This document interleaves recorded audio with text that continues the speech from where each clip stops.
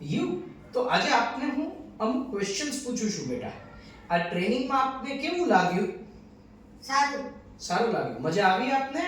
કંટાળો તો નથી આવ્યો ને? ઓકે. હવે મને એ કહો બેટા કે આ ટ્રેનિંગ પૂરી કર્યા બાદ તમને ભણવામાં શું ફાયદો દેખાઈ રહ્યો છે? ભણવામાં બધી સરવાળા, બાદબાકી, ગુણાકાર બધું સહેલું પડે છે. તમને પેલા જે વસ્તુ યાદ રહેતી હતી હવે એ વસ્તુ આ મિડ બ્રેનનો કોર્સ કર્યા બાદ કઈ રીતે યાદ રહે છે? વધારે સારી રીતે કે પછી જેવું હતું એવું જ છે? વધારે સારી રીતે. અચ્છા, તમને પેલા પરીક્ષામાં બેટા કેટલા માર્ક આવતા?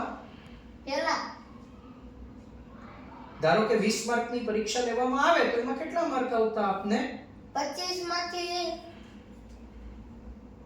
પેલા 20 કે એમ આવતા. ઓકે, હવે એમાં કઈ વધારો તમને દેખાય છે?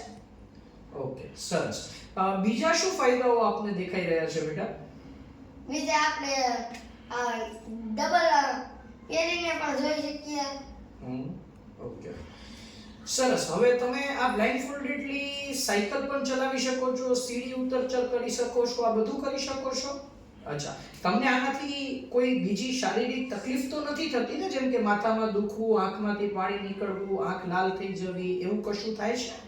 નથી થતું. તમે રોજ કેટલો સમય પ્રેક્ટિસ કરો છો? 20 મિનિટ. 20 મિનિટ પ્રેક્ટિસ કરો છો બ્લાઇન્ડફોલ્ડની, અને પછી મ્યુઝિક સાંભળો છો અને એક્સરસાઇઝ કરો છો. સરસ.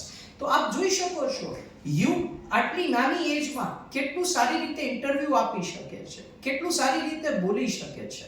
તો પેરેન્ટ્સ મિત્રો, આપને આ વિડિયોના માધ્યમથી મારો એક જ સંદેશ આપવા માંગુ છું કે મિડ બ્રેન એક્ટિવેશન પ્રોગ્રામ ખાલી આપણા બાળકને બ્લાઇન્ડફોલ્ડ બાંધીને અને આંધળો પાટો રમાડવાની કોઈ રમત નથી, પણ એના જીવનને અમૂલ્ય રીતે પરિવર્તિત કરવા માટેની એક પ્રક્રિયા છે, જે સાયન્ટિફિક પ્રક્રિયા છે મિત્રો, જેની અંદર વિદ્યાર્થીઓનું આત્મબળ એટલે કે કોન્ફિડન્સ લેવલ, એનું પોતા ઉપરનો ભરોસો, સક્ષમતા, મેમરી રિકોલિંગ, એનું એકેડેમિક એક્સિલન્સ અને એને લાગતી કોઈ પણ પ્રકારની બીક કે પછી એ માતા કે પિતા કોઈથી વધારે પડતો ઇમોશનલી અટેચ હોય તો આ તમામ બાબતોમાં એનામાં ફેરફાર પડે છે અને આપના બાળકનું જીવન આપ અવશ્યપણે આના કારણે પરિવર્તિત કરી શકશો.